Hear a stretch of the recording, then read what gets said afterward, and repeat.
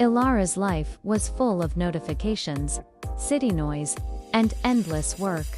She lived by a strict to-do list, with no time to breathe or enjoy life.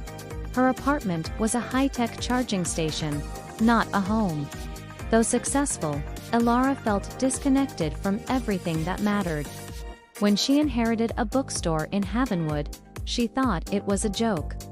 The town was peaceful, only the sound of leaves rustling in the breeze. The bookstore, the last chapter, was full of dusty, forgotten stories. Sunlight filtered through dirty windows, casting eerie shadows. Elara's plan: clear the books, sell them, and leave the place behind. But something strange happened as she started sorting through the books. Each book she touched seemed to hold a secret or letter, a pressed flower. In Wuthering Heights, she found a letter that began, "My dearest Arthur." The letters led her to a love story between Arthur and Lillian.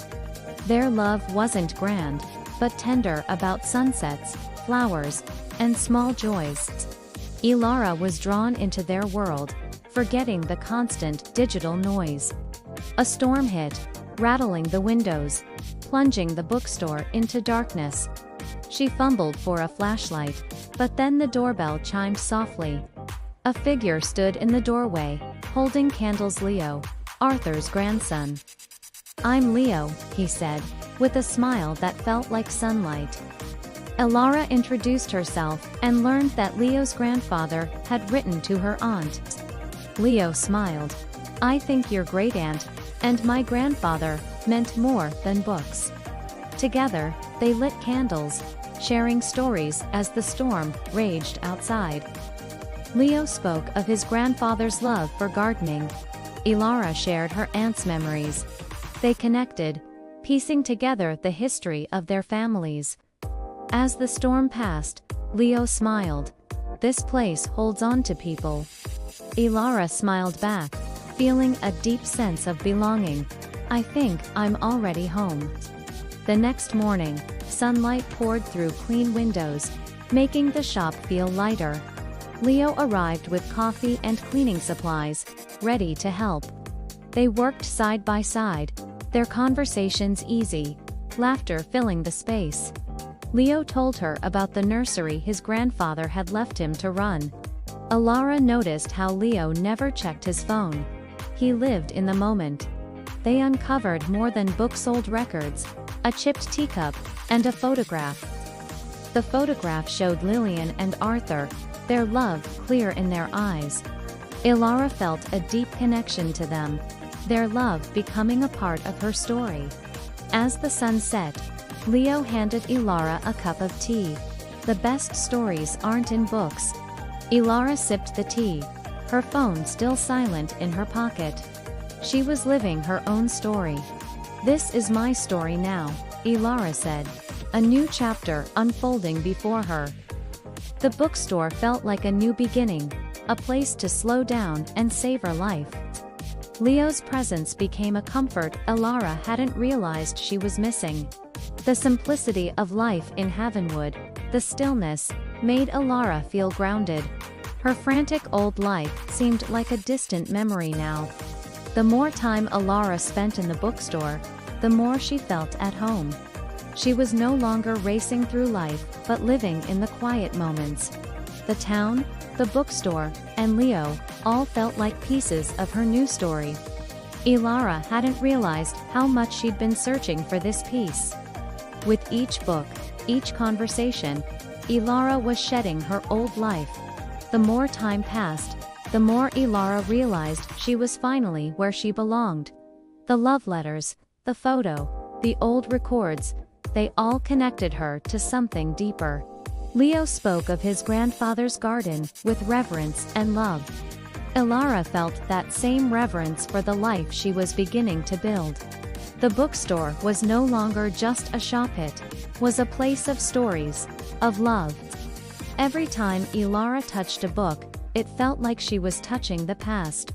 The quiet rhythm of life in Havenwood had a beauty Elara couldn't ignore. For the first time in years, Elara wasn't rushing toward the next thing. She could take her time, savor the moment, and find peace in the present. As the days passed, Elara realized that the best stories were the ones we live. Her phone, her old life, had become irrelevant in the face of this new beginning. Elara was finally free of the distractions that had ruled her life. Havenwood had given her a chance to breathe, to really live. And Leo, with his quiet presence, had become part of that journey. Elara realized she no longer needed to chase success, was already here. The bookstore was a bridge to something more meaningful than deadlines.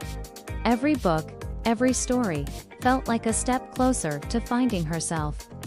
Leo's gentle words about his grandfather's love for life stayed with her. Elara started seeing the world through Leo's eyes, full of beauty, not distractions. The best stories, she realized, were the ones you didn't chase, they came to you. Elara knew that her time in Havenwood was only the beginning of something beautiful. As she walked through the shop, she felt a quiet joy that she couldn't explain. For the first time, Elara was present, living in each moment. The love letters, the old books, and the memories were all part of her story now. She no longer rushed to finish the book. She was savoring each chapter. Elara felt the weight of her old life fade as she embraced this new pace. Leo, the bookstore, and Havenwood had given her the life she had always needed. As the days passed, Elara understood what it meant to truly live, not just exist. With Leo by her side, she knew she was finally where she was meant to be. The rhythm of life in Havenwood was slow, but it was perfect. Elara had found a peace she never knew existed within the pages and beyond. The journey wasn't about rushing forward anymore. It was about living fully. Each day in the bookstore was another page in her own beautiful story. And for the first time, Elara knew she was exactly where she was supposed to be.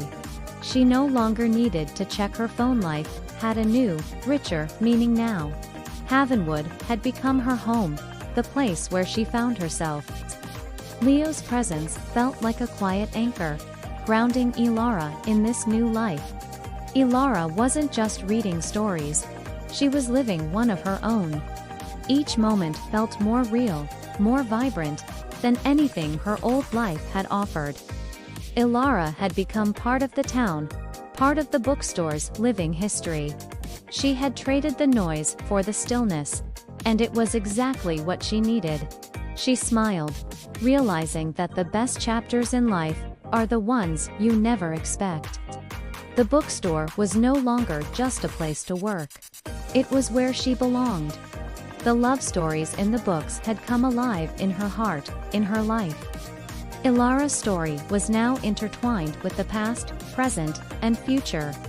Havenwood, Leo, the bookstore, they were the beginning of her new life. Each story she uncovered brought her closer to the peace she had been searching for. Leo's simple wisdom had taught her to live for the moment, not the rush. And as she stood in the quiet bookstore, Elara knew her story had just begun. She didn't need anything more than this peace, love, and the quiet rhythm of life. The best stories weren't written, they were lived, day by day, moment by moment. Elara was ready to live her own beautiful story, starting right here, right now. The world outside might be noisy, but Elara had found her own quiet, perfect pace. This was her story, her life, and it was more beautiful than anything she had imagined.